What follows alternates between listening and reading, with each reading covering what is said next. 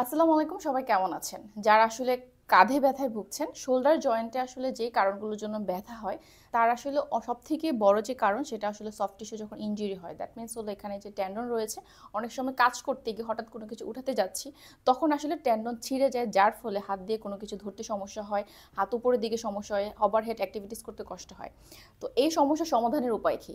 তো একটা টেন্ডন যখন টিয়ার হয়ে যাবে, তখন এটাকে আসলে হিলিং না করা পর্যন্ত এই সমস্যার সমাধানের উপায় নেই।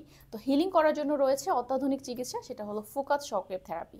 সঠিক ফিজিক্যাল এক্সামিনেশনের মাধ্যমে আসলে কোন এরিয়াতে টিয়ার হয়েছে সেটা নির্ণয়ের মাধ্যমে ফোকাস শকওয়েভ থেরাপি অ্যাপ্লাই করলে ওই জায়গার টিস্যু যেটা টিয়ার হয়ে গেছে ওটা আসলে হিলিং করা সম্ভব। বিশেষ করে সুপ্রাস্পাইনাটাস মাসল, অনেক পেশেন্ট আসে, আমরা আসলে পেয়ে থাকি যে তার সুপ্রা টিয়ার, কিন্তু পেশেন্ট জানেও না তার মাসল টিয়ার হয়ে গেছে। তো যারা আসলে কাঁধে ব্যথা পাচ্ছেন তারা আসলে দেরি না করে আপনার আসলে ডক্টরের পরামর্শ নিন। আপনি আসলে জানার জন্য আপনার আসলে মাসল টিয়ার আছে কিনা, যদি টিয়ার হয়ে থাকে আমাদের সাথে যোগাযোগ করতে পারেন। আশা করি আপনাদের এই সমস্যার সমাধানের একটা উপায় আমরা বের করে দিতে পারবো। তো আজকে ভিডিও পর্যন্ত, সবাই ভালো থাকবেন। আল্লাহ হাফেজ।